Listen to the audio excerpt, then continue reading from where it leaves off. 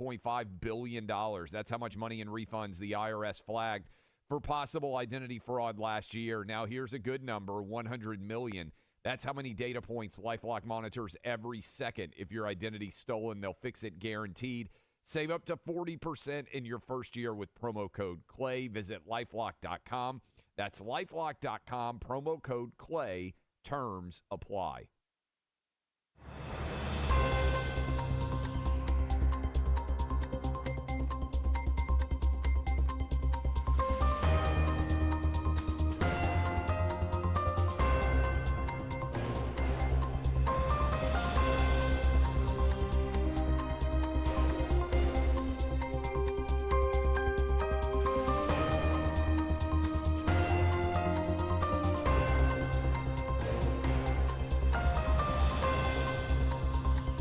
Hello, Americans, and good day to our friends around the world. This is a political talk show election coverage update.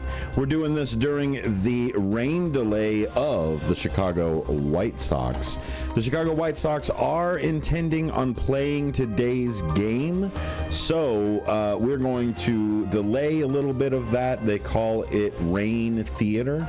And so we're going to play a little bit of that ourselves. So over the last, let's say, 20 hours or so, if not a little bit less, probably about 18, more and more of the election races have been called or people have conceded. So we're going to do a little bit of an update for that. Thank you all for watching yesterday when we did that live stream. We really want to make sure that we get as much of the information out as possible to everyone. That way it is, it's something along the lines of being able to get that answer and get that work done quickly.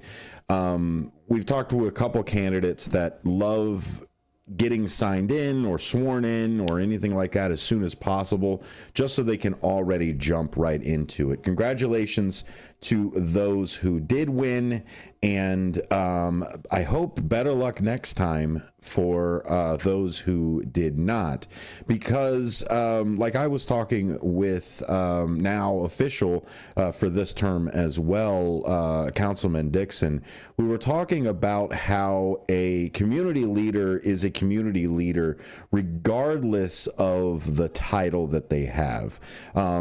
In my year of being with Elgin and being a part of this station, I've met so many people that I really hold into that community leader aspect of things, and they haven't held a title. Maybe they've got something at their church as far as deacon, or maybe part of their club. They might be a grand poobah of this or that, or what have you. But at the end of the day, having those levers of governmental power may not necessarily be in their toolbox, but they're still able to be a community leader and be somebody that people can rely on to be able to network and help those needs within the community.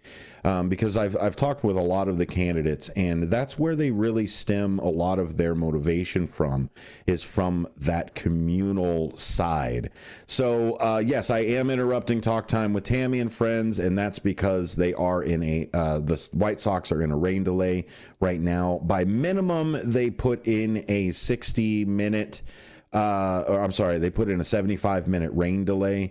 So they were supposed to do it at first pitch was supposed to be at 1:10. That is no longer the case. So you add 75 minutes to that. It should be before the quarter hour that we should start to hopefully have that game. They are intending on playing this game today. So even if they rain delay it again, I think they're still going to turn around and go. Just the other day, I think on the 30th, the game that they had was delayed, I think, 2.5 hours. So we're going to stick around with it. We'll be cutting in here and there. It's just part of being an affiliate of a sports program that plays outside. I mean, it's different than the NBA that we're playing later on, or not the NBA, the NCAA basketball tournament. That's both the men's and the women's Final Four all the way up to the championship. So what is that, about 6 more games that we've got for that? Those will be played in full as well, bearing that the Sox don't have a delay that eats up some of that time. That's what happened with, I think, Game 3 or Game 4 for the NCAA championship. So stick around for more coverage here on WRMN. But let me go ahead and pull up some of these statistics and things. Sorry if those of you on YouTube now see me much paler. The bright monitors usually end up changing the lighting in the room. So thanks for those of you that are sticking around on YouTube as well. YouTube.com, WRMN Radio is the place to go for that. So the ones that are important to us here in Elgin, we'll go ahead and get to first. The first thing being the city council person. So all 3 incumbents and Miss Alfaro are all the 4 that made it to the highest mark. Now, Maggie Beyer went above 10%.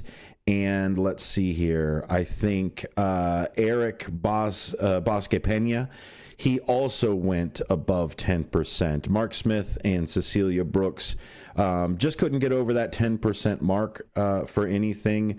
Marcellus Day, the write-in candidate, had 5 confirmed write-ins, and there were 59 rejected write-ins. Those are things like Mickey Mouse or possibly misspelling Marcellus Day's name.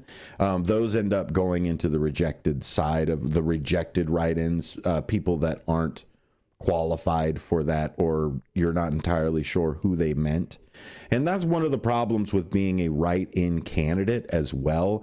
When you're a write-in candidate, you're at the I guess at the mercy of how people spell your name.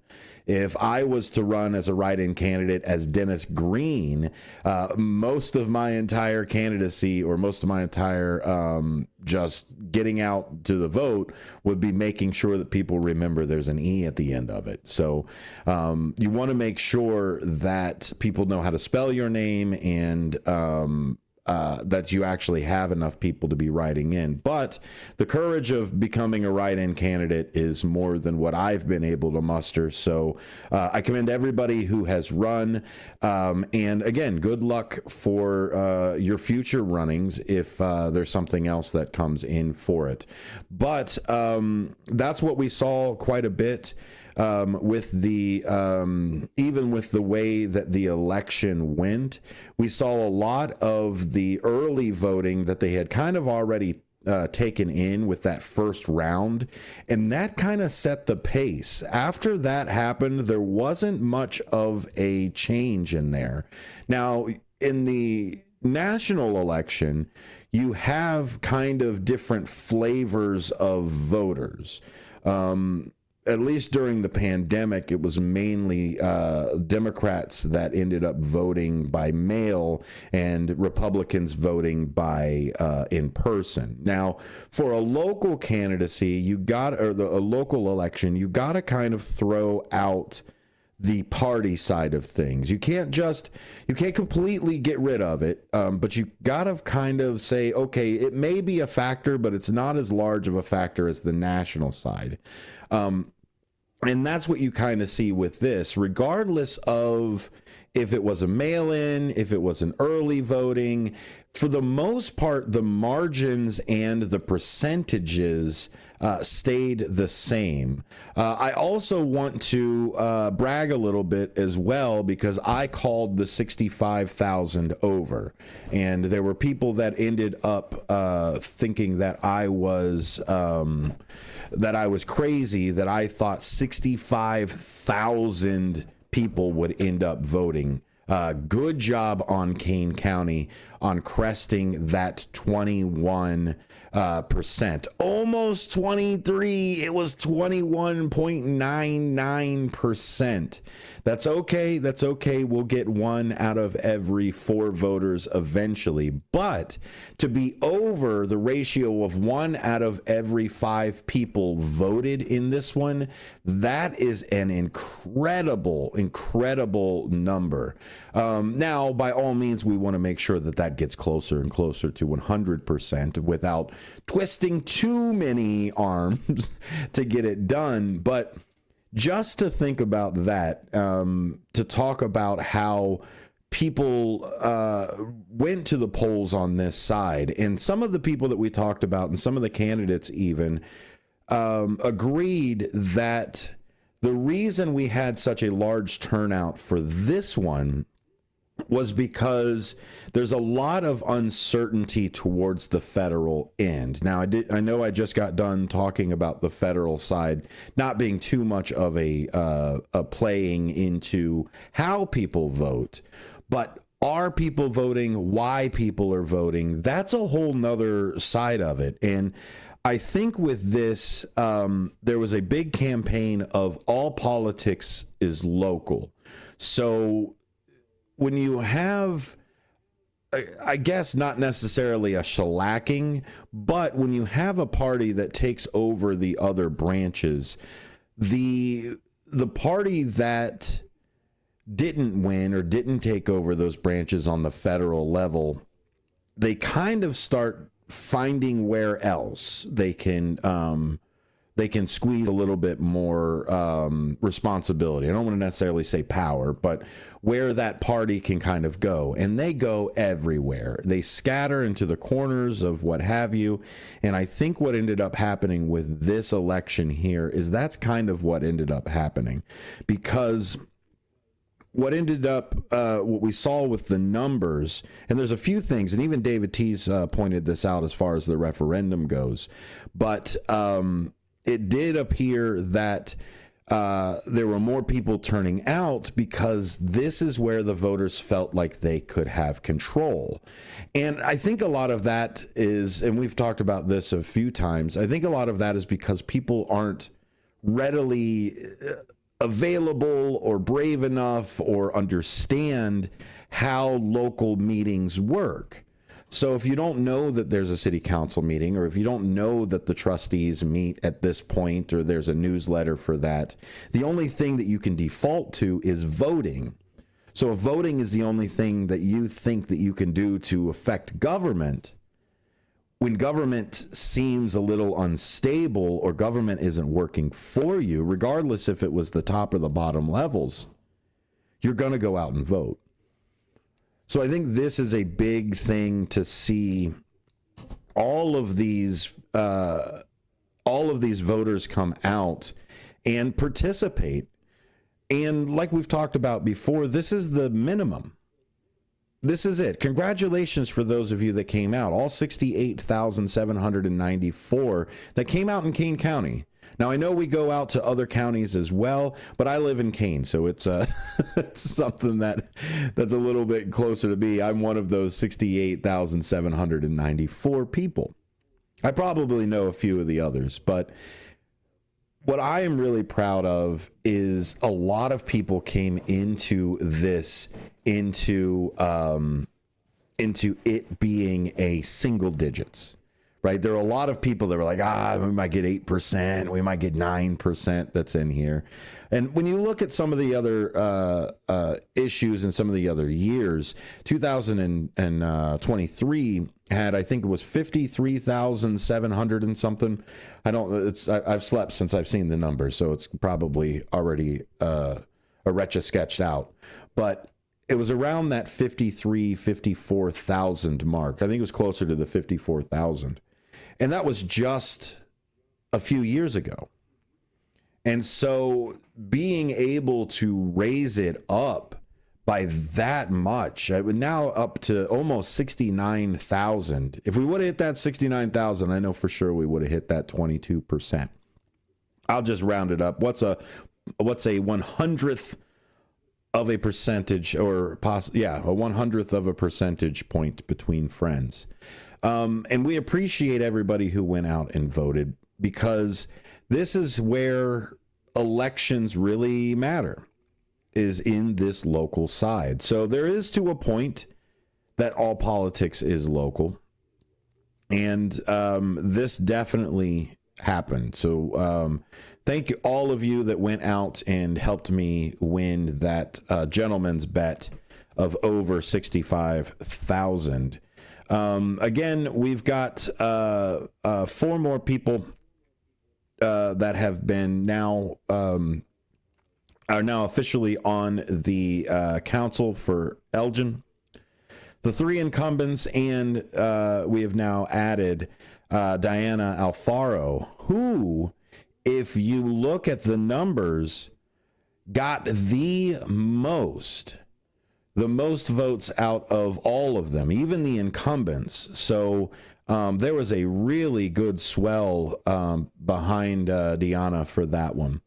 So congratulate those that you see out there, and make sure they get to work. No, the turnout for that one, out of the 47,416 people in the Elgin city, or in the Kane County that was voting for it, there was a 17.7% turnout on that one. So kind of a little disappointed on the Elgin side, whether or not they just didn't vote or what have you, but the turnout was lower than, not by much, like the city of Batavia. They turned out for quite a bit. I think 23%, 30% on some cases. So lots of different things. Let's see here. If we are going for some of the mayors, I do believe in, let's go to Aurora. So Richard Irving has conceded to John Laish. So I believe Mr. Laish was a alderman before this. So, but Mayor or Mr. Irvin conceded the other night. As far as the Kane County numbers go, they were actually only off, I would say, by about 350 votes or so. So out of the 10,250 ballots cast, it was really like a 0.3% difference on anything. But that was the way that the counting was going, even with the recounts. So Mr. Irving did concede already. So I'll go down a little bit more, because I think the other one that everybody wanted to see was the trustee side of the Elgin Township. So I'll go ahead and go down from there. I am looking at electionresults.kanecountyil.gov. That's a great place to go if you are wondering where the numbers are, who ran for what precinct was there too. So let me just scroll past some of this here, and then we will be in, here we go. So let's look at the Elgin Township for supervisor. Congratulations to Vern Tepe, who won by, it looks like, about a 3% margin as well. Mr. Brutally came in Kane County at 4,560, and Township Supervisor Tepe came in at just under 5,000. Almost 10,000 ballots were cast, and still that Elgin 17.59% that was there. The clerk is now Lois Swashino.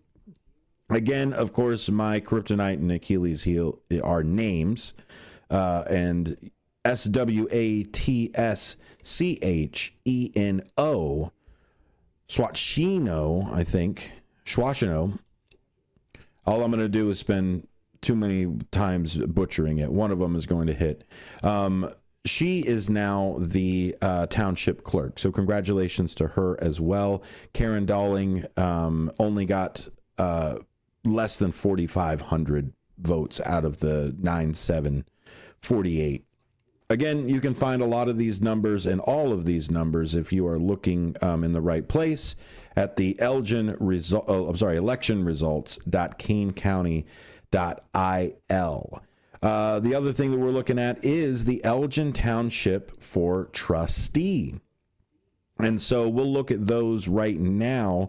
And it does look like all of the Democrats that were running made it. There were 8 different candidates, and you had to choose 4 of the candidates that were there, and those 4 made it.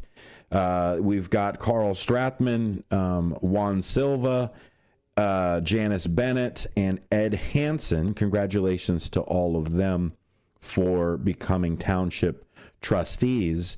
It does look like Trustee Supervisor Tepe will have at least half of his team be from the same party as him as far as the township trustees go. He did speak about expanding the staff over at the township building as well. He was talking about how some of the other counties and some of the other, townships rather, have much larger staff and do a few other things that Elgin Township doesn't do. And so he is, I would imagine, looking at expanding his staff as well. And to be able to get that done, it will help to have a few Democrats on that trustee side. So I think a lot of what happened with this kind of more liberal or Democrat leaning swing for this one, I think is back to that turmoil in the federal side, because again, this is only a push. I mean, if you really wanted to put it down to at least the Elgin side of things, where we're only looking at maybe, I don't know, the tens or 15,000s of the ballots that were put in, as far as the Elgin Township and things, I think it's probably close to about 10,000, at least in my electoral area. And honestly, at that point, for every single one of them, it's maybe 500 people, 600 people are the swing for anything. Now, it doesn't sound like too many people, but yeah, 600 people is quite a bit when you're only talking about 10,000. So yes, it is a little bit of a push here or there, and the margins are incredibly close. If we look at even the Elgin Township trustees stuff and how Rogala, Cabin, Bilek, and Kenton came in, they were really only, under 2 percentage points behind. The highest person to get the most votes out of everything was Juan Silva, which came in at 13.75% were the votes for there. The highest Republican was 1175. So there's quite a few things that you can pull by it just being a few of those percentage points here or there really make a difference. So when we talk about every vote counting, that's what we mean, is that 600 swing, which honestly is really 301 people making the switch to another side. So we'll go into some more after we check in with the Sox. I'll go ahead and check in with them at the bottom of the hour to see where they're sitting at. You're listening to Apolitical Talk Show's election coverage update while we've got this White Sox rain delay. Stick around for more WRMN after this. This is WRMN News. Hello, I'm Dennis Green. President Trump plans to impose reciprocal tariffs on countries around the world tomorrow. He's calling it Liberation Day and says this will bring manufacturing back to the U.S. News Nation's Trevor Shirley reports. The White House says these tariffs will spur domestic production, but some economists say they're not so sure. The White House says Wednesday is Liberation Day, as new global tariffs are set to take effect, which the administration believes will liberate America from dependence on foreign goods. Whatever they charge us, we charge them, but we're being nicer than they were. But some economists fear those tariffs could hit the middle and working classes the hardest, even as the White House says it will make the country more prosperous. Every economist of every stripe will tell you is going to, in fact, raise the price of goods for Americans. The tariffs include a 25% duty on all foreign cars, which some critics say will drive up prices, hurting the middle class. The worst part is nobody knows what these tariffs will look like, perhaps not even Donald Trump. The White House says the president will unveil specifics Wednesday. He's doing what's best for Main Street. It's going to be very exciting. Already the stock markets are shaky, with investors uneasy about what's to come. Democratic Senator Cory Booker railing on the tariffs during an all-night speech against the administration. This drives the cost of goods up, and the consumer is the one who ends up paying the increase. But the president says the tariffs are needed because he claims other countries are ripping off the United States. We help everybody, and they don't help us. President Trump is expected to address specifics on Wednesday. On behalf of WRMN Radio, good luck to all candidates today. Produced in Studio 14 by the River Media Network. Let me tell you a story about Bill. Bill was a normal guy in his 50s. He had back surgery about 2 years ago. Bill was in a lot of pain. He dealt with his pain by taking the Percocets his doctor prescribed for him. Bill took more and more and more of them to help with the pain, until one day the prescriptions weren't enough to get rid of Bill's pain. Then one day Bill found someone to help him get rid of the pain with illegal drugs he didn't need a prescription for. Fast forward to today. Bill lost his job and his family. The only thing he does have is his drug dealer. If you know Bill's story and you don't want to end up like Bill, call the Detox and Treatment Helpline right now to get away and get treatment. 800-694-1127. 800-694-1127. 800-694-1127. Call right now. Help is standing by. 800-694-1127. This is Sarah Silver with your Fox Valley forecast. This afternoon, showers and thunderstorms before 5 p.m. Then a chance of showers and thunderstorms. Mostly cloudy with a high near 68. Gusty winds up to 40 miles per hour. Tonight, a chance of showers and thunderstorms before 9 p.m. Partly cloudy with a low around 43. Currently, it is 54 with heavy rain. I'm Sarah Silver on the Talk of the Town, WRMN. Progressive knows you've got enough to worry about in life. Hi, it's your life again. Feel like another year is just slipping away.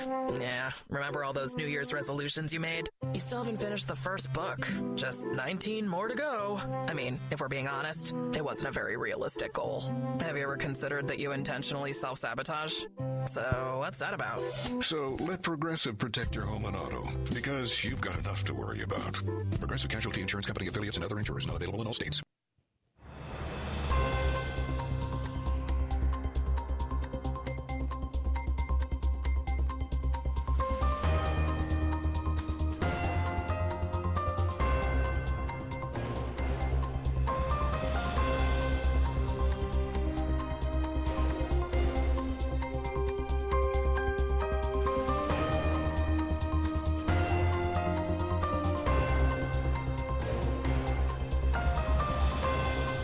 Welcome back to Apolitical Talk Show's rundown breakdown of the election coverage of the consolidated election here in the Illinois area, the Fox River Valley. You decide 2025, as WIFR or NBC likes to call it. Joining me now, who joined me last night, is Matt McNeil. Hey, you're taking the Marky B shift like I did the other day. Yeah, it was different. Goodness. I'm not used to doing that, waking up that early in doing it, so it was kind of an adjustment for me. The coffee needed to kick in, but I had fun. It was good. I had a good time. It is fun doing a morning show, right? Mm-hmm. You get to have a fun-go-lucky show anyway. During the day, but it's afternoons a little different. Afternoons, like, okay, well, let me get a little bit of the work done. The morning show is like you have to get moving. Like if you've got a sleepy demeanor, nobody's getting to work on time. Right. Yeah, exactly. So it was a little bit of a learn. I mean, I wake up that early to get into, well, not as, that's the time I wake up. It's like 6 on Saturdays to let the guys in. But so like actually getting started and on the air at 6 it's a different experience. So it is different. Yeah. The sun isn't even thinking about coming around the corner yet. Right. The sun's like, I'm not ready yet. Everyone else, oh, you guys are up? Not yet. So exactly. And then last night was actually pretty interesting. Mm-hmm. I know we streamed a little bit overnight to make sure that we were going even when the White Sox were playing. And I did check on the game. They are still in that rain delay. I think we're going to check in with them again at the top of the hour to make sure that they're still cooking over there. It does look like they're going to get a little bit of a break, but more than likely they're going to end up back into a rain delay just with the way everything's looking here. Yeah. But they said they're determined to get this game done. They do not want to wait anymore. So they are determined to get this done. Yep. So what did you let's get your general I guess thoughts of last night. Did you expect the 68 almost 69,000 Kane County voters? Well, no, I didn't. I had it as under that, and I think you had it as over. Is that right? Yeah, I set it at 65, and as soon as I set the over under at 65, like David Tease was immediately, nope, it ain't gonna happen, because he's seen the I guess the slow rise, because even then in 23 it was only 54 or under 54. Mm-hmm. So do you think it's because we have more residents in the Elgin area, would you say? Because I kind of wondered about that. Is it that there's more residents, or now people are of age where they can vote? Is it that people really wanted to see a change, and so that's why that there were more votes? I think that's probably what it was. I think that's probably what it was. Now, obviously, the population is going to change, or at least the younger people are going to come in. And population growth, I think, for America is under 10% yearly for everything. So it would maybe add a little bit of it, but I don't think it would add too much to it. What I think it is there's a lot more people that are politically conscious. Like, even if they're not politically, I hate to use the word politically or phrase politically literate, but they're at least politically conscious. They know that it is the government that may have their finger on the scale for certain things, whether it's taxes or regulations or things like that. And I also think the turmoil of what's happening with the federal government as well, I think really drove people in. And you can kind of see that in at least the kind of places that were flipped. Honestly, if you look at even the Elgin trustees side of things, or if you look at the success of Deanna Alfaro with her side of it, I do believe, I'm not going to pretend to put her into a party, but I do believe she leans a little bit more to the liberal side and towards that Democratic side. Right. And honestly, she blew out even the 3 incumbents that won. So, and I'm not saying she blew them out by like thousands and thousands, but marginally, she was at the top. Beat, I think, Corey Dixon was the second one down, and she still beat him by a good 1.5 points. Right. Which, again, a 1.5 points with only 1,000 people or I'm sorry, 10,000 people voting is only a couple hundred on either side. So now you're looking at maybe 75, 150 people change their vote to somebody else. Now maybe you've got a different leader on there. But seeing the more liberal people win on some of these with both the Kane County side and everything else kind of just shows that there may not be... to really read the tea leaves with it, I think it's the Democratic Party that in the federal side isn't doing anything, or they believe isn't doing enough. So I think they kind of doubled down in the local election side of it. I think that really contributed to the turnout. Okay.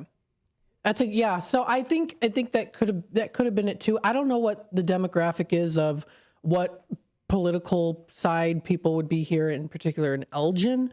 But that, I guess you could say that kind of could have played in the county side of it too. Well, the other thing that was really interesting to see, and David Tease was the first one to point this out, but it was I'm not gonna say it's a blue wave or anything like that, but it did seem like there were more people that vote Democrat that showed up. I mean, the Elgin trustee vote alone shows you that side of it, but only 75% of the entire electorate voted against the tax, against that extra tax. So even though that was the Democratic Party won a few more seats than the Republicans did, at least the Elgin wise, it's remarkable to see that the referendum didn't pass. Well, to do that, I think it's surprising, but also it makes you realize that just because someone might be a part of a particular party doesn't mean that they're always going to agree with everything in that party. That's very true. And so I think that we're starting to notice that more and more people don't really want to be put into a box, and they will vote for certain things and other things that might be on opposing sides at times. So that's something that kind of stood out to me. At least that's how my brain processed it based off of what I'm aware of and what I know. Is it sounded like to me that, despite that, with the top four in there, three of them being, I would say, more on the liberal side, the fact that 0.75 was voted against shows that, there's different layers to people other than just they're only representing one complete 100% one side of the spectrum of a party, if that makes sense. Oh, absolutely. I think we get into this this kind of generalization, and honestly, it's political bigotry. For that side to be able to say, well, you're this and you're a stereotype and you're so you must think this, and this that's there. And I think it's the double-edged sword of picking a party, right? It's if I turn around and say, I am this, I'm a liberal or an independent, or I'm a Republican or a conservative or what have you. There's such a large spectrum to say left or right in this binary decision for things, because I've met people there are people that are out there that are anarchist capitalists or traditional conservative versus Reagan conservative versus, even the Lincoln conservatives are completely different. But you can't group them all into one thing. You can say, okay, they generally believe this, but at the end of the day, it's getting harder and harder, as it should, for us to kind of put people onto that binary label. You have to have some sort of description to it. That's why I can't just say things are the color green. I can say, yes, they're green as in like that's the color, but is it seafoam green? Is it forest green? Is it green screen green? Like all of the different ones that are there. So I don't know. It's really hard to put people into that box. And you're absolutely right. I think seeing this side and say, okay, yeah, the blue side or the Democrats did more on this because you voted for people versus any really of the other things. But then to have it switch like, and not necessarily follow the stereotype was definitely there. That just says that there's a lot of Democrats even that don't want this extra tax either. Right. And I think also too, I think that there are people out there, of course, where let's say that the tax was towards something else. And it could have been, then it would have been that the more people would have voted for it, or just as an example. So I think it like David Tease's water park. Right. Like David Tease's water park. I think he would vote the 75 cents per 100 for the water park. I think he would. A little bit of extra taxes so that water park could be made. Right, exactly. So it does depend on, what do people want to see change, want to be seen, even manifested in a way, and what they don't want to see. So yeah, it again goes back to, we can put people in boxes, but I think that the world has so much to offer, and there's so much going on. And I feel like to me there's more going on now than say 20 years ago, at least in the political side of things. Now I could be wrong about that because I was 8 years old at the time. I don't know.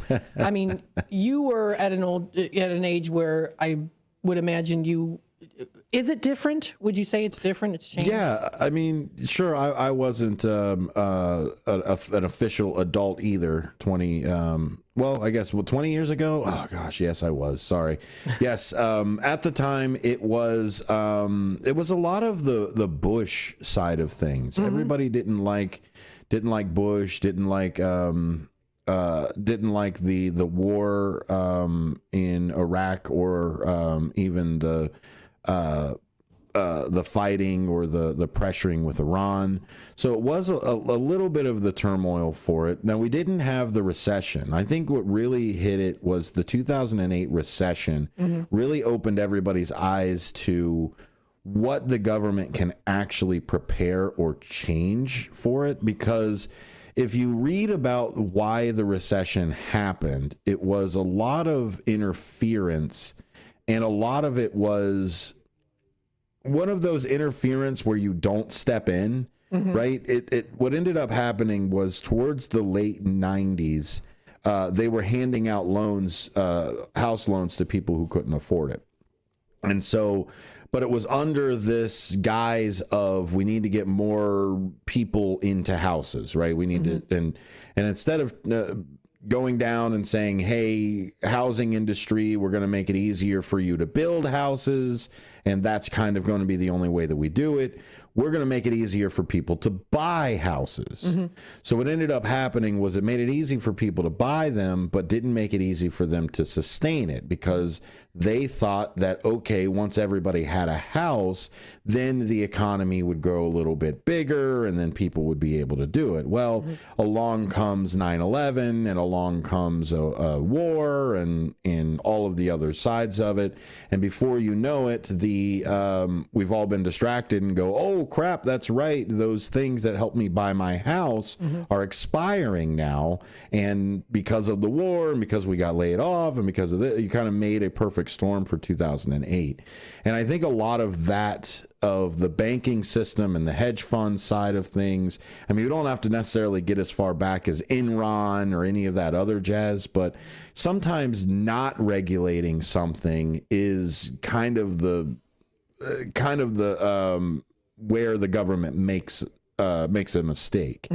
And so what ended up happening was the 2008 crash really took a lot of people by surprise. And those people who did need extra income or wanted a passive income, or some of the larger corporations went out and bought a whole bunch of those houses that people had just foreclosed on. Then that raises the rent boom, and because everybody's trying to recover, et cetera, et cetera. We're now on track now to have a recession every 7 years. That's because it's just the cycle that we're at right now. So we can't even get through an entire presidency now without having some sort of financial crisis that's in there. And stacking financial crisis after financial crisis for the last, let's say 20, or even go further back to the last 30 years, I think that has made people a lot more aware of government. Now, involved or literate or understand, that's a whole another level to it.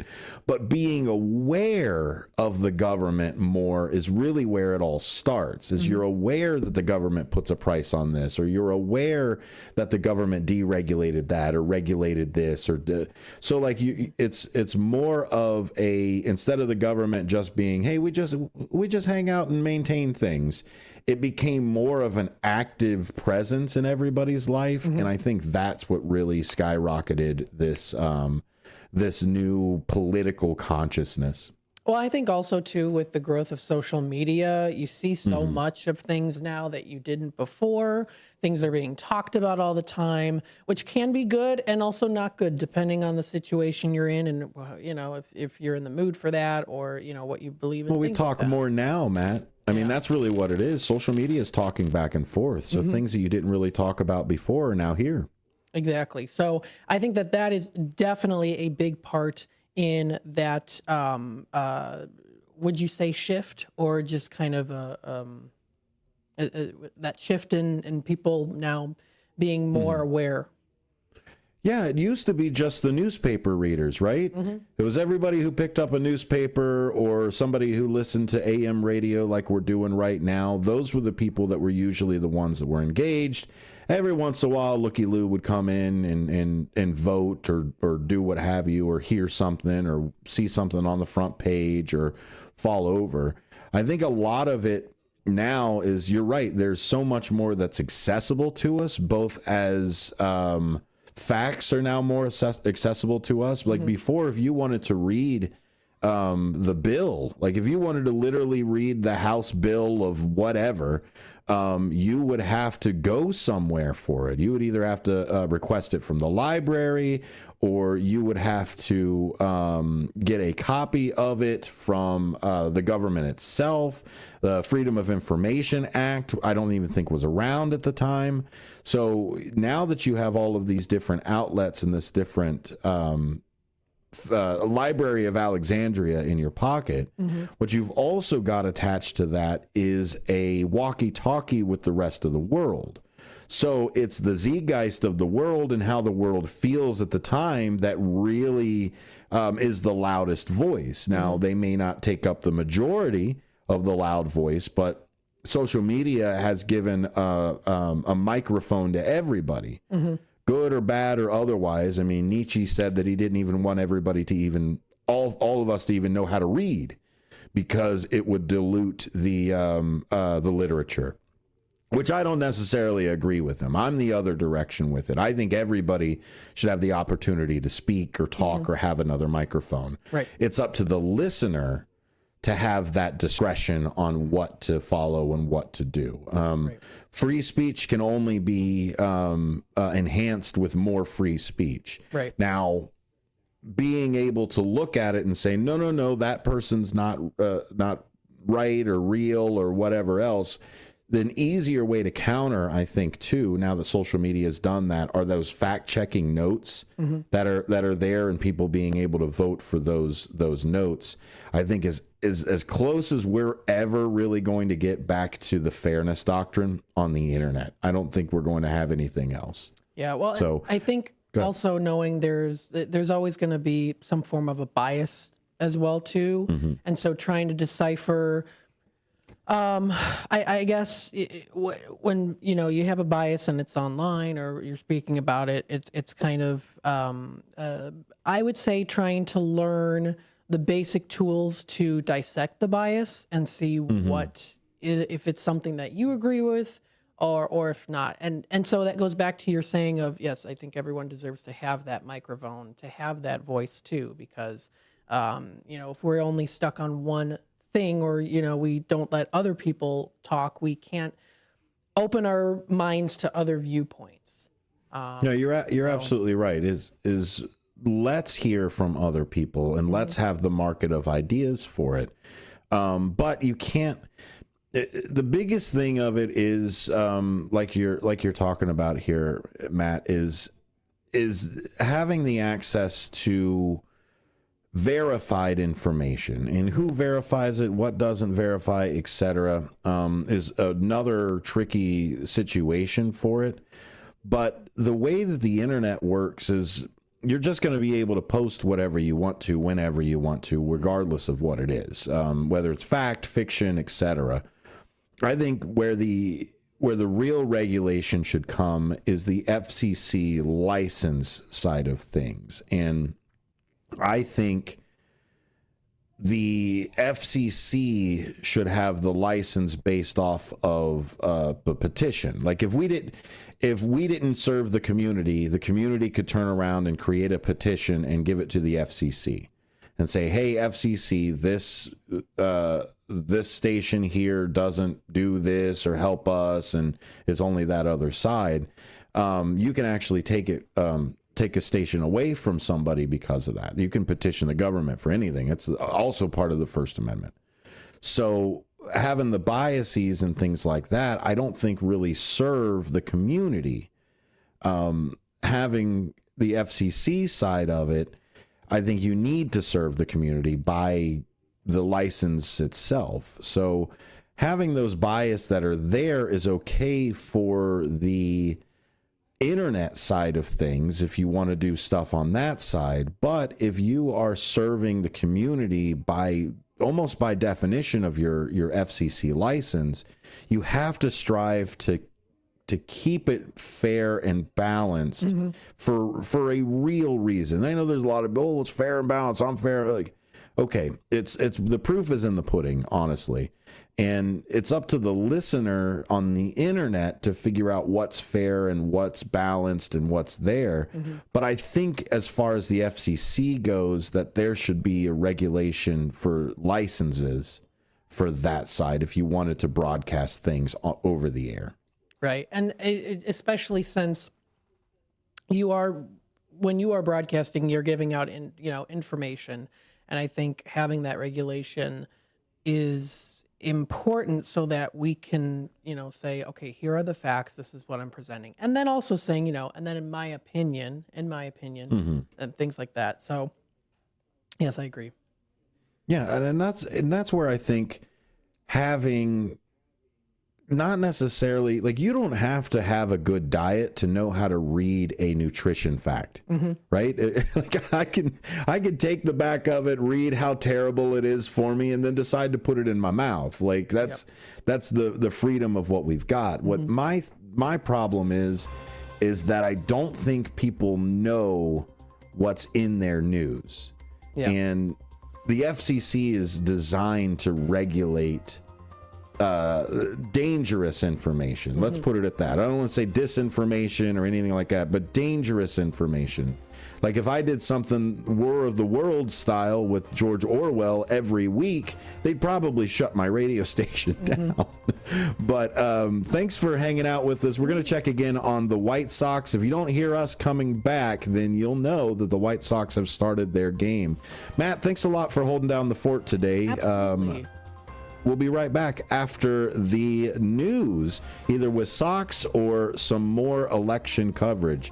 Thanks a lot for being here. We'll see you soon.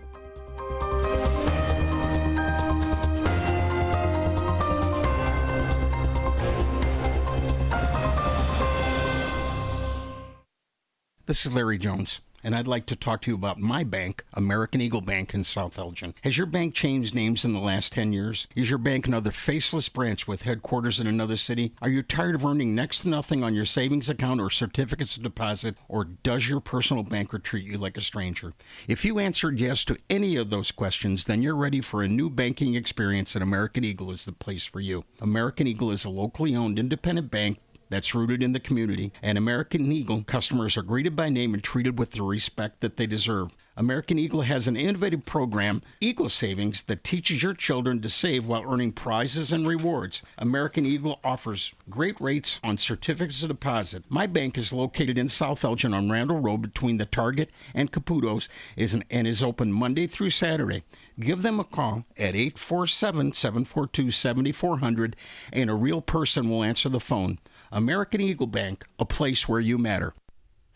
Your hometown radio station since 1949. We are WRMN AM 1410, Elgin time, 3 o'clock. This is WRMN News.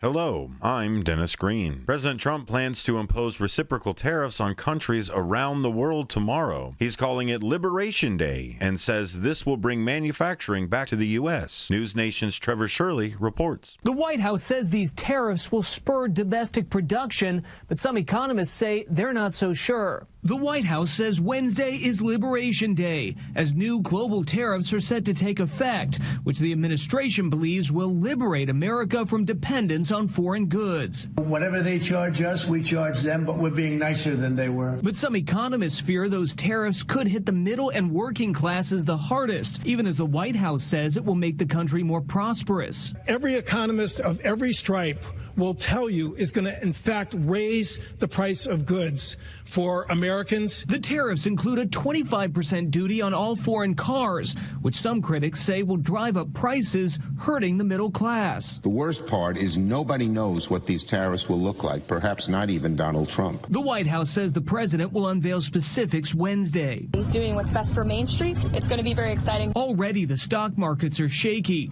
with investors uneasy about what's to come. Democratic Senator Cory Booker railing on the tariffs during an all-night speech against the administration. This drives the cost of goods up, and the consumer is the one who ends up paying the increase. But the president says the tariffs are needed because he claims other countries are ripping off the United States. We help everybody, and they don't help us. President Trump is expected to address specifics on Wednesday. On behalf of WRMN Radio, good luck to all candidates today. Produced in Studio 14 by the River Media Network.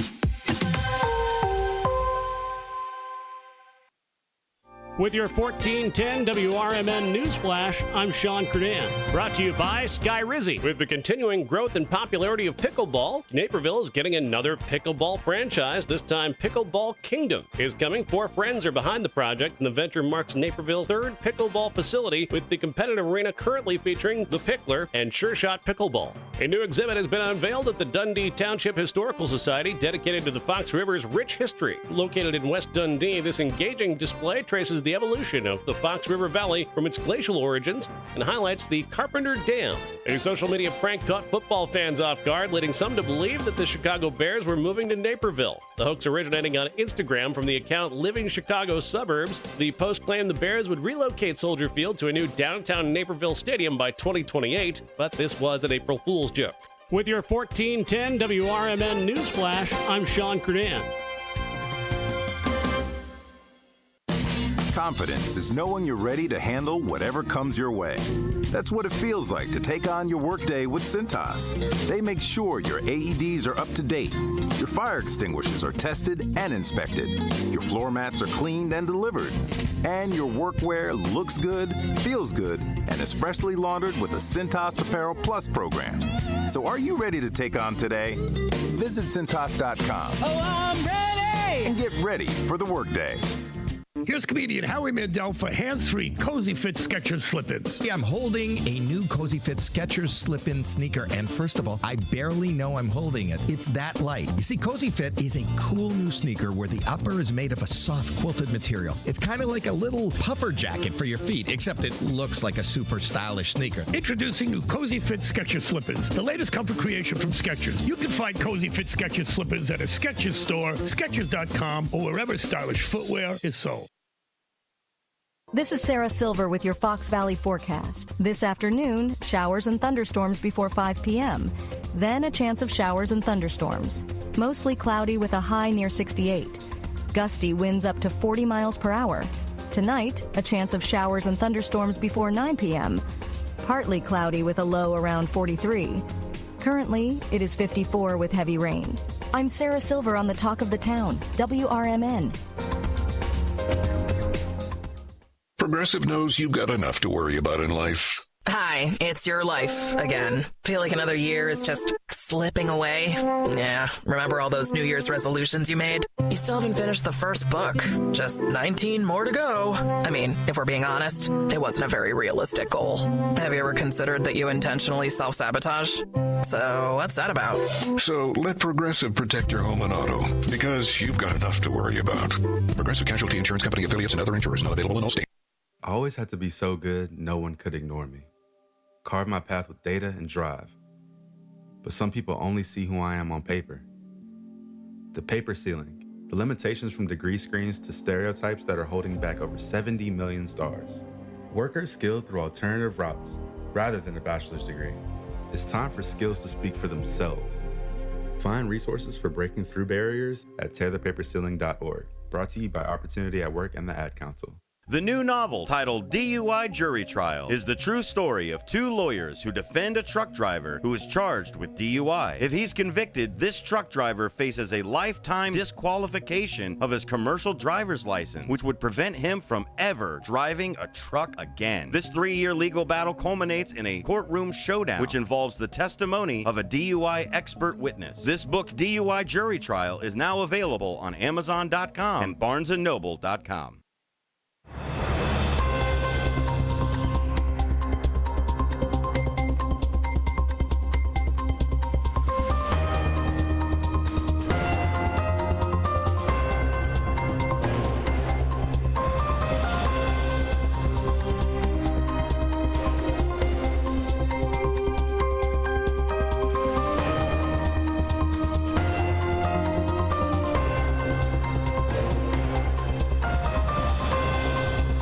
My fellow Americans, and good day to our friends around the world. This is a political talk show's recap of the election coverage of the consolidated election here in the Fox River Valley 2025. My goodness, we live in the future, Matt McNeil. We sure do, Sonar. Yes. Matt McNeil was with me last night, along with David Tease and Dean DeLaley. We had quite a few candidates that came in and talked with us. We had a few that called in on the line. It was wonderful to hear everybody's opinion and kind of where they were thinking about the voting side of it. And hearing so many great voices, Matt. Leaders, shakers, movers, the people that really invest their time in the community. Exactly. It's good to hear the voices, and also to hear the voices of the citizens in the community as well too. And you get different views, you get different opinions on things, and you get people's insights, and that's what it's all about here on WRMN. And of course, I've said this before many times, is we want everyone here to have a voice. We want everyone to be able to come on here and speak their truth too. So. Yeah, and we're privileged to be able to call those leaders and say, hey, can you give us an update? Like, I know, speaking with quite a few people, it's like at the grocery store, or maybe they're at the gas station, or like they're going out their regular everyday lives, and that's when people bombard them and go, hey, what about this and these things over here? Yeah. So you get a little bit of that just out there in the world, but to be able to have them come over and actually speak with you and I think that really helped me as far as picking my candidates and being able to strengthen my knowledge for the vote to come up. So I absolutely appreciate having that privilege to be able to call people up with it. Yep. And the same thing here too, having the interviews here on the station and having the candidates forum were all great ways, of course, for everyone, including myself and you and everyone, to know more about the candidates, to know what their vision is for Elgin, and for the people. I think that that's great. We need that. That's the democracy that lives on in such a beautiful way, is having that opportunity to be able to speak and to have the platform to do so. And now we've got the better part of a year or two before we've got to worry about it again. And now, honestly, Matt, this is where the real work starts. Like, candidacy is fun, right? The election day is fun. That's the Super Bowl, right? That's the as Councilwoman Rose, when she was speaking with us, she said it's the report card, right? This is when it comes in and says, okay, do the voters like it? Do the voters understand? Like, if you did something well and you think that everything went well, did you translate that to the voters? Do the voters think it? Like, I can turn around and think that I aced the geometry test, but the teacher's really the one that's gonna tell me if I did or not. Yep. So yeah, the election day is the big time, right? That's it. That's what we do. It's what we live for, or try to put together.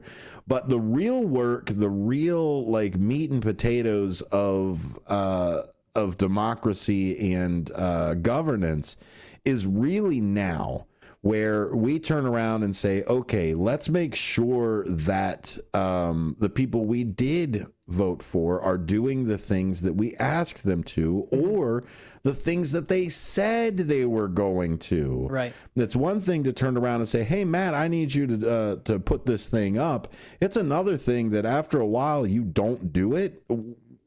I can't vote for you out. Like, I can't turn around and say, hey, man, you didn't do the thing. Well, too late. You already voted for me. Right. So having those meetings and things, and what I'm looking forward to now with the station is to be able to broadcast, or at least be able to start archiving some of those for some of these local leaders. So if you are a group or a candidate, or you know of a group that does already broadcast or does already, that we can start taking some of their feed over here, or if you know of a place that should have a broadcast of things or should be broadcast, please let us know. info@WRMN1410.com. This is where the next step comes. It's fun to talk about an election. It's fun to talk about the team and whoever else is going to be on there. But this is where the actual business comes in, where we actually have to sit down and look at the issues together.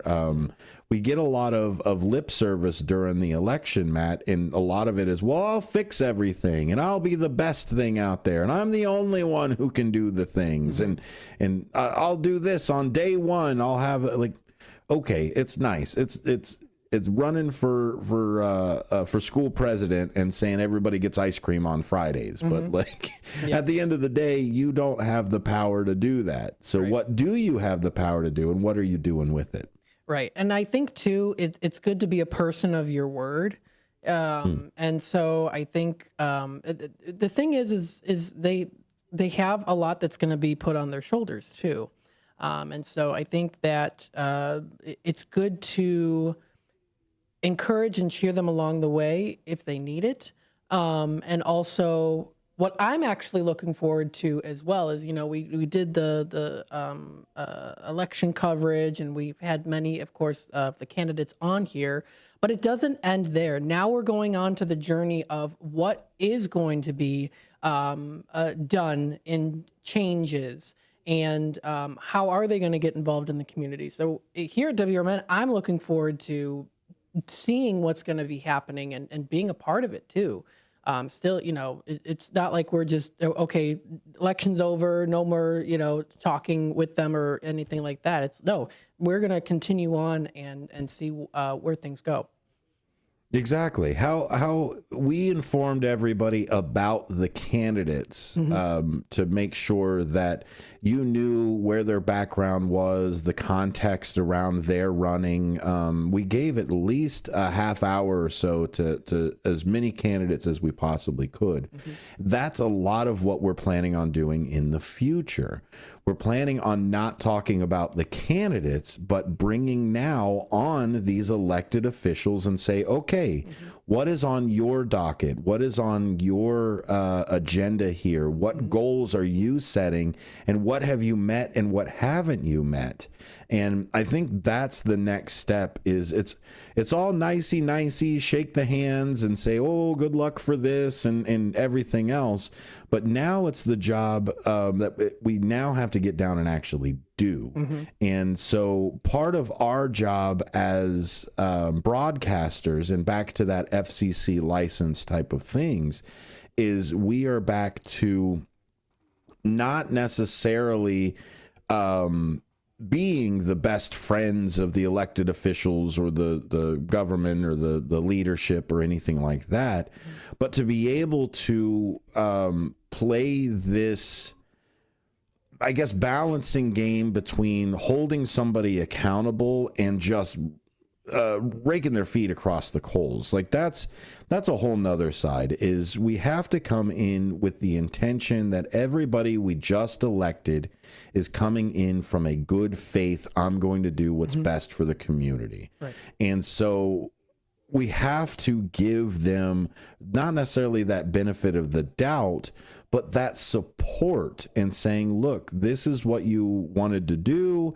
Okay, let's let you do it for a little bit. I mean, if we're going to let the federal government do whatever they've been doing and give them the benefit of the doubt, surely we can give our local leadership time to acclimate for it as well. Right. And the thing is they deserve, I would say, everyone deserves that attention. So they deserve that attention and opportunity, more so to say, to come on here and speak and work through things and tell us what is on their plan, what is on the agenda moving forward. And then, of course, the local folks here in Elgin and in the Fox Valley to know what's going on, too. I think so.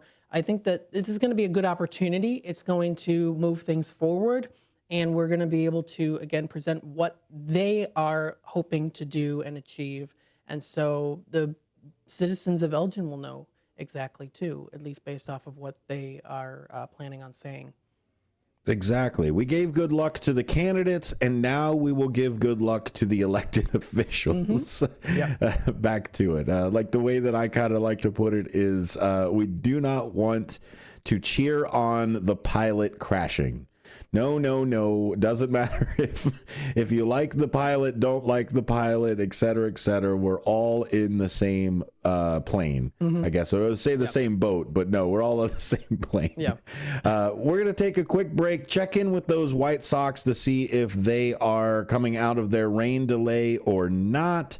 When we come back here, if we come back, we'll go over just a little bit more of the numbers. I'll run down at least the Elgin side of things as far as the city council and the township goes and the referendum. If there is anything particular that you'd like us to cover or look at, go ahead and leave it in the chat or give us a call, 847-931-1410. The text line's open as well, 24 hours a day, 505-926-1410. We'll have more WRMN programming after this. I am a non-attorney spokesperson representing a team of lawyers who help people that have been injured or wronged. If you've been involved in a serious car, truck, or motorcycle accident or injured at work, you have rights, and you may be entitled to money for your suffering. Don't accept an offer you get from an insurance company until you talk to a lawyer. And we represent some of the best personal injury lawyers you can find. Tough lawyers that will fight to win your case. And they're so good they stake their reputation on it by only getting paid if you win. So if you've been in a serious car, truck, or motorcycle accident or hurt on the job, find out today for free what kind of compensation you may be entitled to. Call the legal helpline right now. 800-257-3148. 800-257-3148. 800-257-3148. That's 800-257-3148. Want to furnish your space without breaking the bank or the planet? Remix Market is your destination for high-quality pre-loved furniture, home decor, and more. Each purchase helps us rehome items and keep them out of landfills. From statement pieces to everyday essentials, you'll find it all at Remix Market. Visit us online at remixmarket.com and shop secondhand treasures today. It's easier than you think for pests to threaten your family's health. Ticks, which spread dangerous diseases, hide in tall grasses and even on your pets. Rodents easily invade your home, contaminate food, and can carry more than 35 diseases. Mosquitoes, which breed in standing water, transmit many diseases. Get the facts you need to protect your family at pestworld.org. It's that easy. A public service message from the National Pest Management Association. We are AFGE, the American Federation of Government Employees. We represent 700,000 federal and D.C. government workers who are the vital threads of the fabric of American life. We support our nation's military. We take care of our nation's veterans. We protect our nation's borders. We respond to our nation's crises and natural disasters. We provide services to our nation's seniors. The American Federation of Government Employees. We work for America. We are AFGE, the American Federation of Government Employees. We represent 700,000 federal and D.C. government workers who are the vital threads of the fabric of American life. We support our nation's military. We take care of our nation's veterans. We protect our nation's borders. We respond to our nation's crises and natural disasters. We provide services to our nation's seniors. The American Federation of Government Employees. We work for America. You said you'd never buy your kid candy from the checkout aisle. Or forget extra diapers. And never give in to a meltdown. You'd never lick your thumb to clean their face. Never let them have too much screen time. And never bribe them for just one more bite. You say you'd never let them out in public without their hair brushed. Never, ever become a minivan mom. And you'd never give them your phone for a quiet dinner. Calling boss work phone. So when you say you'd never leave your child in a hot car, no, it can happen. Cars get hot fast, and kids can be at risk in temperatures as low as 60 degrees Fahrenheit. Never happens. Before you leave the car, always stop, look, lock. Brought to you by NHTSA and the Ad Council. Kids today live in a world full of social pressure, bullying, and substance abuse. LEAD has a solution. LEAD connects law enforcement agencies with schools to deliver tested, proven, and effective anti-drugs and violence training to kids. Learn more about LEAD, Law Enforcement Against Drugs and Violence, and our work to create safer, healthier communities at leadrugs.org or on social media at We Are LEAD. Sponsored by LEAD, Inc.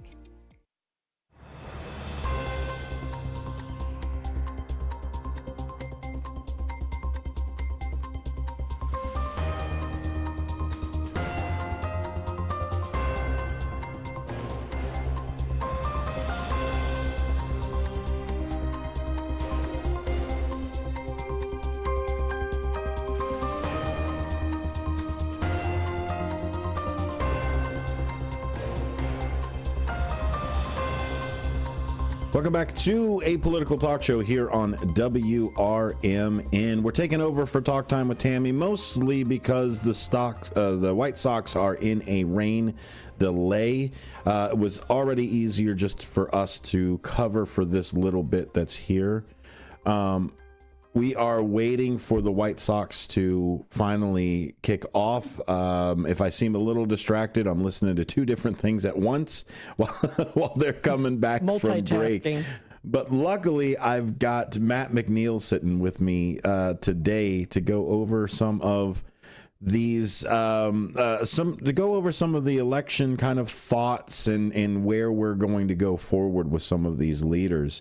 You went to a city council meeting I guess for the last city council that was there, what does the process look like for somebody who is just coming in to observe, not necessarily like wanting to step up or say anything, but just wants to be a bit informed? Can they kind of just like sneak in and sit in the back and not be noticed, or is it like, no, I'm here to participate in my civic duties? Where is my name tag?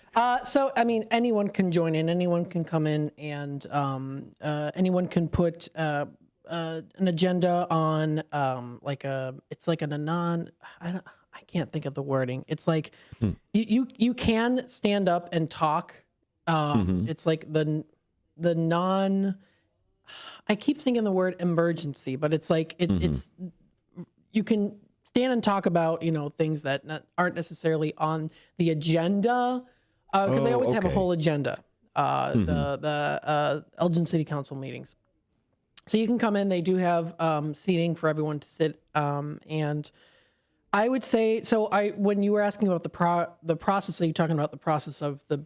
Yeah, just as a person that comes in and wants to see it, right? They can just go in, not necessarily what they go through or the agenda or anything like that. Me as an observer, I want to just... be a part of it and sit down. It's not like what I really don't want is like, let's say I'm new to civics, right? I'm new to exercising that. I'm new to even just going to some of these public meetings.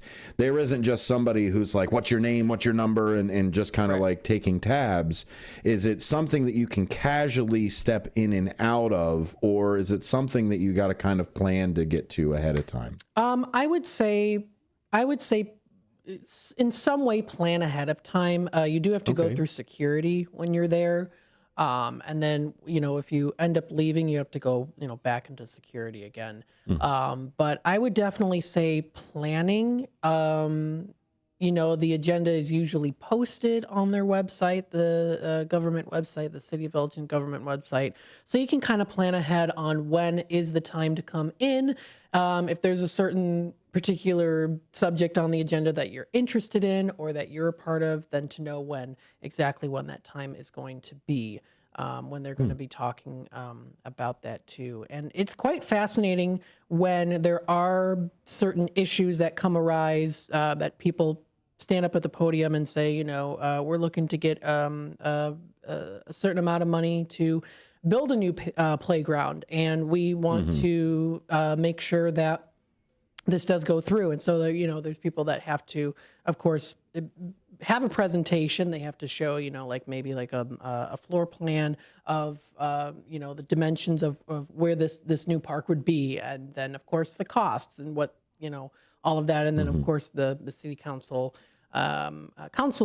people then decide, kind of on what they feel, they state what they think is the right decision to make.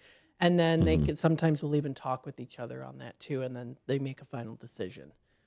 That's great to be able to at least see the process, right? I mean, you have a chance to step in. I think you have at least 3 minutes at a time if you do have something that you would like to talk. And that is what I do recommend to have prepared. Don't just go in and I'll say, oh, I'm going to give the city council a what for on this. Don't give them a piece of your mind just off the top of your head. Come in with a prepared statement. Me as a professional broadcaster, I know that a good pace to relay to somebody is somewhere around 100 to 120 words per minute. So if you are looking at writing something before you go and become before the city council, I would set it at around 300, maybe 400 words of whatever you're looking at writing.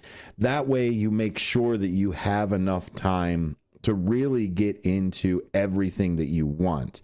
What I see a lot of people do is they end up getting to that podium and it's nerve-wracking. You and I talk for a living, so and we talk hopefully in front of tens of thousands of people every day, but it's hard to talk in front of somebody that's face to face. You're in the room in front of everybody. Trust me, when I did the forum for everything, I was way more nervous than I am behind the microphone. When I stood up to talk about the candidate forum, the invitation, I was a little bit nervous too, because I'm, used to being, here in the studio or, with a group of people, and then you're standing up at the podium. You're like, oh, wow, there's, a lot of people here in front of me, and it's a different environment. So it's direct reaction. At least if I say something bad on the internet or on the radio, you have to call me, or you got to drive over there. I mean, those people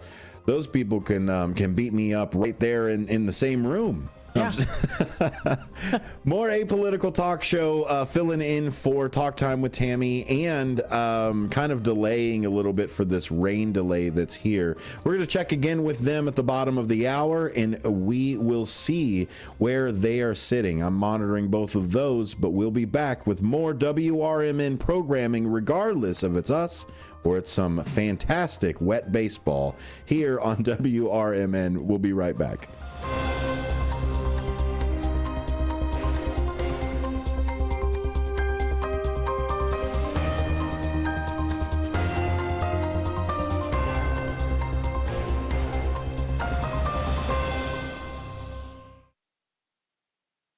With your 1410 WRMN News Flash, I'm Sean Kernan. Brought to you by Sky Rizzy. A new exhibit has been unveiled at the Dundee Township Historical Society dedicated to the Fox River's rich history. Located in West Dundee, this engaging display traces the evolution of the Fox River Valley from its glacial origins and highlights the Carpenter Dam. A social media prank caught football fans off guard, leading some to believe that the Chicago Bears were moving to Naperville. The hoax originating on Instagram from the account Living Chicago Suburbs. The post claimed the Bears would relocate Soldier Field to a new downtown Naperville stadium by 2028, but this was an April Fool's joke. With the continuing growth and popularity of pickleball, Naperville is getting another pickleball franchise. This time, Pickleball Kingdom is coming. 4 friends are behind the project, and the venture marks Naperville's 3rd pickleball facility, with the competitive arena currently featuring the Pickler and Sure Shot Pickleball. With your 1410 WRMN News Flash, I'm Sean Kernan.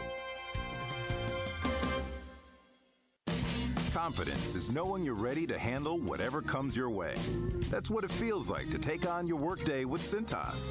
They make sure your AEDs are up to date, your fire extinguishers are tested and inspected, your floor mats are cleaned and delivered, and your workwear looks good, feels good, and is freshly laundered with the Cintas Apparel Plus program. So are you ready to take on today? Visit Cintas.com. Oh, I'm ready! And get ready for the workday. Here's comedian Howie Mandel for hands-free Cozy Fit Skechers slip-ins. I'm holding a new Cozy Fit Skechers slip-in sneaker, and first of all, I barely know I'm holding it. It's that light. You see, Cozy Fit is a cool new sneaker where the upper is made of a soft quilted material. It's kind of like a little puffer jacket for your feet, except it looks like a super stylish sneaker. Introducing new Cozy Fit Skechers slip-ins, the latest comfort creation from Skechers. You can find Cozy Fit Skechers slip-ins at a Skechers store, Skechers.com, or wherever stylish footwear is sold. Let me tell you a story about Bill. Bill was a normal guy in his 50s. He had back surgery about 2 years ago. Bill was in a lot of pain. He dealt with his pain by taking the Percocets his doctor prescribed for him. Bill took more and more and more of them to help with the pain, until one day the prescriptions weren't enough to get rid of Bill's pain. Then one day Bill found someone to help him get rid of the pain with illegal drugs he didn't need a prescription for. Fast forward to today. Bill lost his job and his family. The only thing he does have is his drug dealer. If you know Bill's story and you don't want to end up like Bill, call the Detox and Treatment Helpline right now to get away and get treatment. 800-694-1127. 800-694-1127. 800-694-1127. Call right now. Help is standing by. 800-694-1127. This is Sarah Silver with your Fox Valley forecast. This afternoon, showers and thunderstorms before 5 p.m. Then a chance of showers and thunderstorms. Mostly cloudy with a high near 66. Windy with gusts as high as 40 miles per hour. Tonight, a chance of showers and thunderstorms before 9 p.m. Mostly cloudy with a low around 44. Currently, it is 62 and overcast. I'm Sarah Silver on the Talk of the Town, WRMN. Move forward with real unlimited data from Straight Talk this tax season and get a free Samsung Galaxy A16 5G or Moto G Power 5G 2024 with select plans. So you can stream games during Mad March hours, check the weather for April showers, and watch gardening videos about May flowers. Straight Talk, real unlimited data. Available at Walmart and straighttalk.com. Offer valid through 4/15/25. Taxes and fees apply. Requires purchase of single line gold unlimited plan or higher. For network management practices, visit straighttalk.com.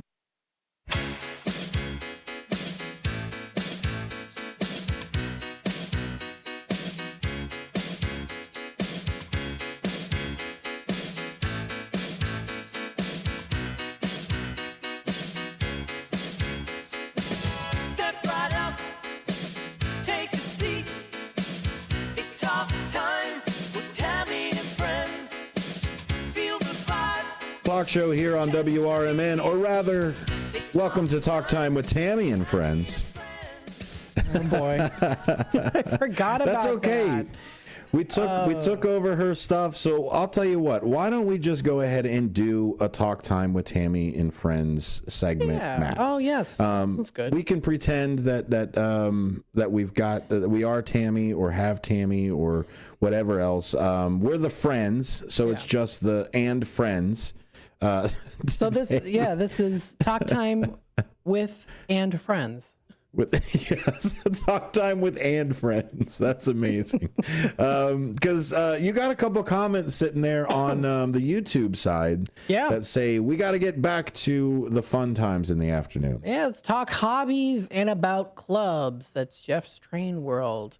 Cool. Yeah, hobbies and clubs. My goodness, there's a lot of them. You have a fantastic hobby for collection. Yes. That's what I think is a cool hobby. Like even though it's not like a work with your hands type of hobby, it is a really like knowledge-based, research-based hobby. Oh, let me tell you, it is.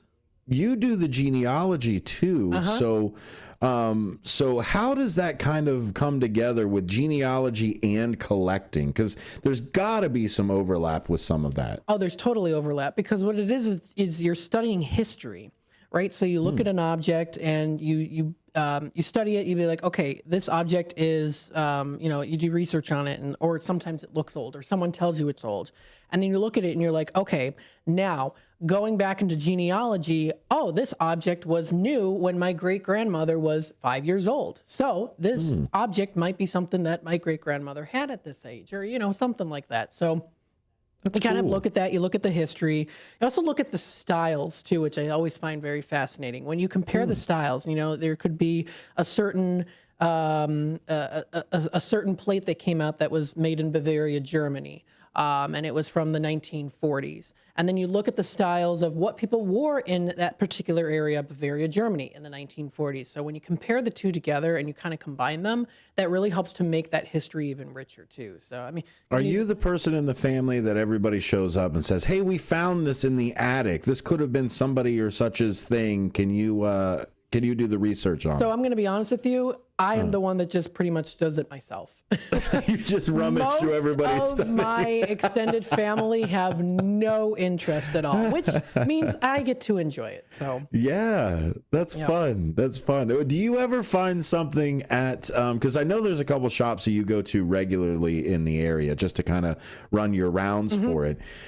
Are there certain things that you specifically look for as opposed to just like, you know what, I collect antiques that I kind of like? Is there one particular thing that you like? Is it like antique frames, or is it like antique candy dishes, or what's your preferred antique?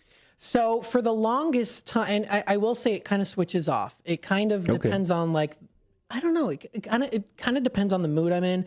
Usually what happens is I'll watch maybe a movie or a TV show, and it takes place in the old days or something. And then I'm kind of like, oh, I'm inspired to look for that item that I saw in the background, kind of that thing. So for me, what it's been for the longest time were old photographs, cabinet cards, carte de visite, daguerreau, ambrotype, tintypes, those from 1840s really to the 1940s. And now what it's been for me is little sugar bowls. I think sugar bowls are so cool. The little ones too, ones that got some designs. It could be, it could be a Limoges, it could be a Nippon, it could be a Bavarian, it could be any of those. It could be a Johnson Bros. So those are things kind of that I've been looking for. I also really like looking for small little jewelry pieces too. Some of that's kind of Art Deco, some that might be Art Nouveau, maybe even from the even Victorian and Edwardian era too, if that's something I can afford, which a lot of it is quite expensive. But if I do find a good, as I say, steal of a deal, especially at like Kane County flea markets and other antique markets and things like that. And I would say too, when you do your research, you kind of can tell like, oh, that person has this item that's made by such and such. They don't realize how much that's worth. So those are always so much fun when you find those. Are you nervous when you get to something like that where somebody's like, oh, they don't know that this is actually worth a couple $100? I'll see if I can just get off with like maybe 20 or 30. Is that a nervous action? It kind of is, because I have to refrain myself from blurting out, that's worth such and that you're selling it for $20. Oh, like when you and Ryan walk around and it's just like, oh, Ryan, that's worth $1,000 on the side. Hey, I'll give you $50 for it. I tell this all the time. So there's the Grays Lake Antique Market, which actually is coming up pretty soon. There were, and I tell the story a lot, there were two booths right across from each other. They had a perfume bottle. One had one perfume bottle, one had the other. Exact same perfume bottle from the 1930s, 1940s. Supposed to be mock Victorian. One had it for $20, the other one had it for $100. Like right across from each other. And I was like, I'm taking the one that's $20 because I'm not going to spend $100. I'm saving an extra $80 if you compare the two, and it's the same. It was the same thing, and so that's always interesting too. Is there, you kind of run into the dilemma of you look at something, you're like, oh, I really want it, and then sometimes you'll find the same object that is actually cheaper, and you're like, oh, I just purchased the one that is more expensive. I paid more money for it. So what I like to do is I like to make my rounds. I like to go a couple times. So something you can make a whole day out of it. That sounds like it. Before we head to break to check in on the socks again, if there was one thing, like let's say the Antique Roadshow was coming into town, if there was one thing that you were going to take to the Antique Roadshow to have somebody live on television appraise it for you, what's the one thing of your collection that you would take and actually have an appraiser sit down and try to get that, like, oh my goodness, this is 100 years old and this was used for blah blah blah. What's the one thing that will make you will allow you to be on the Antiques Roadshow? That is a really tough question because I have so much stuff. I would say I did inherit from my dad's cousin. She gave me a brass box, and there was a note in there that said it was an 1810 Russian brass box. Wow. So I'm wondering if that's maybe the oldest thing I have, and it looks old, like it's old. And I'm wondering like who in the family had that, or if it was just something that was bought maybe from a relative and passed down. So that would probably be the item. Okay. If somebody wanted to get into antiquing, what are some of the things that you would suggest? Should I like focus on an era? Should I focus on stuff that I like and then just get different versions of that through the era? Or should I start out with research first? What somebody wants to get into antiquing, what do you suggest their first couple steps be? I would say the first step into antiquing is knowing what you like. Also, I would say starting off there, knowing what you like, and if it's something that's visually appealing to you, then yeah, absolutely collect it. Feel connected to it too is another thing I would say. Sometimes we have items, we purchase them, and then we just store them away. Try to almost feel like, okay, think to yourself, if this is something you're passionate about, this object had a life before me. It had a life before maybe even the person that had it before me. So when you collect items, when you purchase an item, you're purchasing history. And then you are also in the process of it, you're also in the history with it. And you might be able to pass it down to someone else who will continue that legacy and that history. So I view it as, that's kind of how it is for me. That's why I love a lot of the old items. You purchase it and it's yours, but it wasn't yours at first. It was passed down. It had a life. And so I would say get into things that you are really, really passionate about, that you're like, okay, I know that my spending money when it comes to getting these antiques or this collectibles item, this is something that I am going to treasure for a long time. That's how I would say it. You got to really know what you really want to.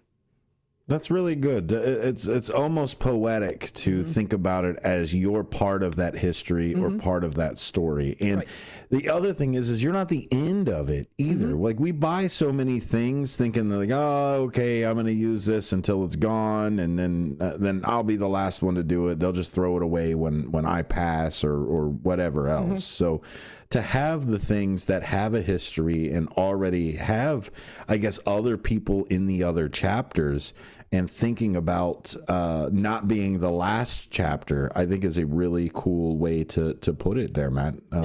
Absolutely. Thanks for that insight. It sounds really cool. We'll try to hit on some more hobbies here and there. We've got lots of people. Summertime is opening up, which means so many people have hobbies and activities and everything else coming on. I cannot wait to talk to some of our fantastic listeners and community leaders out here to see what hobbies or what activities or what anything else that they've got going on. Let's take a quick break. We'll check in with the Sox again and see if they're already started. If not, what we're probably going to end up doing is switching over to the air feed. We'll let ESPN 1000 kind of carry over for a little bit because they're the ones that are carrying the Sox feed.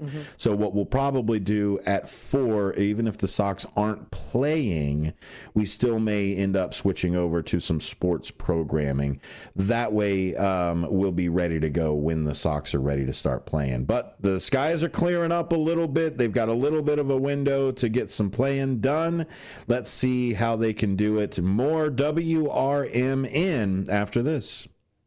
This is Larry Jones, and I'd like to talk to you about my bank, American Eagle Bank in South Elgin. Has your bank changed names in the last 10 years? Is your bank another faceless branch with headquarters in another city? Are you tired of earning next to nothing on your savings account or certificates of deposit, or does your personal banker treat you like a stranger? If you answered yes to any of those questions, then you're ready for a new banking experience, and American Eagle is the place for you. American Eagle is a locally owned independent bank that's rooted in the community, and American Eagle customers are greeted by name and treated with the respect that they deserve. American Eagle has an innovative program, Eagle Savings, that teaches your children to save while earning prizes and rewards. American Eagle offers great rates on certificates of deposit. My bank is located in South Elgin on Randall Road between the Target and Caputo's and is open Monday through Saturday. Give them a call at 847-742-7400, and a real person will answer the phone. American Eagle Bank, a place where you matter. Finding a reputable business shouldn't require luck or chance. But how can you tell who you can trust? Pro tip, the BBB connects people with businesses they can trust. So think of the BBB as the better, check with the BBB first, because better businesses are honest and commit to high ethical standards bureau. That's why they're better. Always look for the sign of a better business and find a better business anytime at bbb.org. Do you owe the IRS $10,000 or more in back taxes? Are you being audited or investigated? Has the IRS sent you a letter demanding payment? You may not owe what they claim. Make this free call to the tax doctor now. Let them negotiate with the IRS on your behalf. 800-234-0316. 800-234-0316. That's 800-234-0316. If you turned 65 recently like me, it's important you find a Medicare Advantage plan that gives you the coverage you're looking for. But finding one can be difficult. The best thing I did, and I suggest you do the same, is call a licensed insurance agent and let them walk you through your Medicare Advantage plan options. There are so many benefits you have access to, so make the call now and let the representatives explain everything to you. Our licensed insurance agents can offer you a variety of Medicare Advantage plans. Plus, the call is free, the information is free, and there's no obligation to enroll. We're here to make it easy for you to select a Medicare Advantage plan that may work for your needs. Finding a Medicare Advantage plan can be easy if you do what I did. Make a quick call right now to learn more. Thank you. 800-433-3082. 800-433-3082. 800-433-3082. That's 800-433-3082.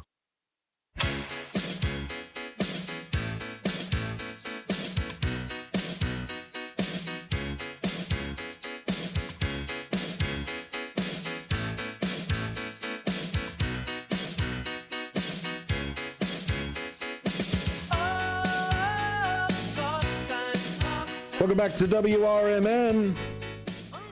This is Talk Time with and Friends. Exactly. I made the call earlier today about Tammy not coming in, and I was like, yeah, even if they have the rain delay, or even if it goes over here, I mean, at the most, it might be, by regulation, they have to delay for at least 75 minutes. Mm-hmm. They have to at least do that. So if they call a rain delay, they go, nope, we're not going to do anything for the next 75 minutes. So the first pitch was supposed to be at 1:10. You do some math, and it's supposed to be sometime in, I don't know, the 2 o'clock, the early 3 o'clock hour or so. 2 o'clock, 2:30 ish. So here we are riffing again for another little bit of time, which I love speaking with you anyway, Matt. It's just I don't know if we need an audience every single time. Is it? But so we're doing a little bit of Tammy and Friends. We already did the update for the election.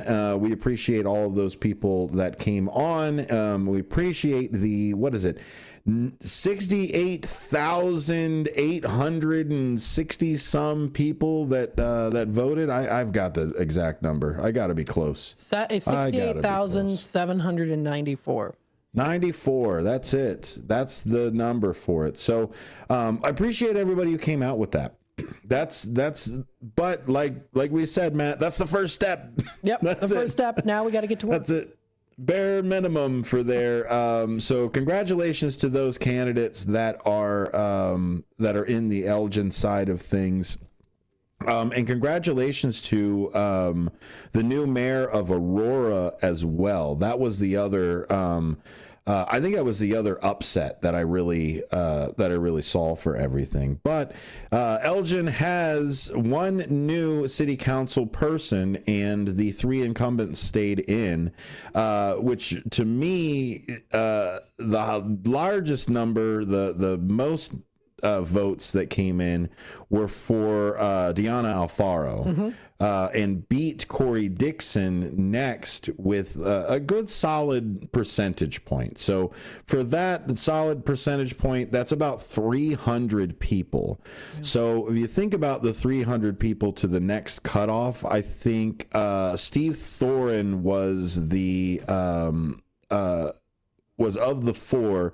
I think he was the one that was the side, and he was 0.8 percentage points in Kane County to be on that side, and you're looking at like 220, 230 ish type of stuff. So you're looking at this being a huge upset by maybe 150 people on either side. So it was definitely a tight race. All 8,394 ballots from the Elgin community coming in as far as the Kane County side. I think that comes up to about, I think it ends up coming out to almost 9,000 if you count the Cook County side and some of the other people here in the city of Elgin. So congratulations to the 4 incumbents and Deanna Alfaro, who absolutely took the lead in that one as well. Wonderful woman, very smart, and has a passion for her community. So great pleasure to speak with her and the other candidates. So we got a caller on hold here. Okay, let's go ahead and get to him. We got about 5 minutes left to the top of the hour. Hello, caller. Welcome in. what are you doing? What am I doing? I'm doing some radio. What are you doing? I can hear that. I was remembering somebody saying something about, what was that number that was trying to be reached? 65. I put the over or under at 65,000, and you and I, Dean, were the only two that hit it. You're really going to say you went over? Yeah, I pulled the over. Okay. All right, I'll give it to you. Yeah, but you and I were the only two. I'll go back to the footage, but you and I were the only two that said the over. I knew it was going to be over. I mean, I got to be honest. Mm-hmm. It's tough election, and it sends out a lot of signals to people. I would think it would, especially for the closeness, for the incumbents of, okay, maybe we need to change our message a little bit, or, hear what's going on. I don't know. But when you see the newbie that had the most votes of everybody, that was really something. And believe me, I have a high regard for everybody on that city council. So Councilwoman Rose Martinez said the exact same thing, where she was like, "This is the report card. This is it. This is." I agree with that. Yeah. So it looks like if you got above 60, the cutoff was 3,500. I think was the cutoff, 3,500 votes. So if you could get 3,500 to 4,000 people to vote for you, you were in. Yeah. Yeah, I think it was really something. I think, Councilwoman Martinez really hit the nail on the head. The fact that sometimes we think we're going down the right path, us included. Why do we always ask at WRMN, hey, if you have a comment, hey, if you have something that we're not hitting, let us know so we could, consider it, make corrections or otherwise. You always need that check and balance. And I think this is going to be good for the city. I want to comment a little bit on Maggie Byers' performance as well. Of all of the people they're on that city council side, she was really close of taking another seat from an incumbent. So, do you think she runs next time? Oh, I don't know, because her words were she only wanted to run one election. And I don't know if it was because she had some things to do in her future life. And, she wanted to serve her time and serve the community and then go on and do something different. I know Maggie personally. She's a nice lady, and she's involved in a lot of programs. This could have been something good for her, But I don't know. Well, and like we said, you don't have to have the title to be a leader. Oh, absolutely not. And she definitely is. In so many other different programs. A tremendous leader. She's worked with us with the America First Responders Fest. In fact, a lot of the candidates worked with us. I mean, look at Cecilia Brooks, first time out the gate. She had a marvelous showing for never running for office. And not that you should ever put age as a barrier, but she was one of the youngest candidates that was running for office. And I give her a lot of credit for going as far as she did. I think we're going to see her run again. I think so for sure. Also, I think we're going to see Eric run again, too. Eric Bosque Pena. I think he's going to run again, too. Eric has a good message, but it's a quiet message. It's a subtle message. And I think he would be a good leader as well if given the opportunity. Every one of them. We didn't lose. The city did not lose by anybody that was elected.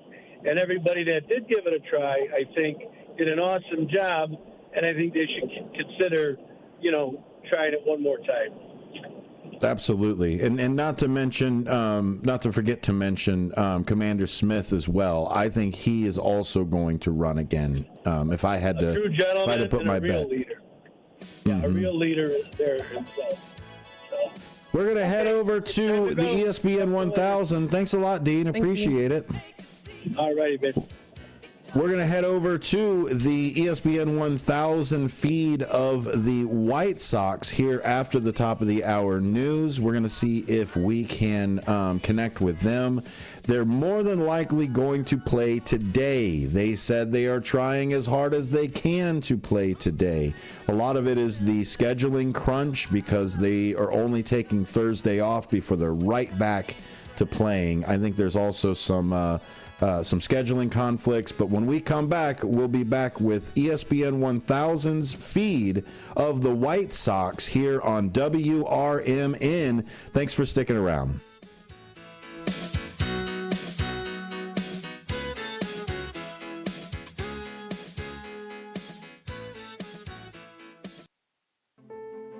The Moose Lodge 799 in Elgin is a place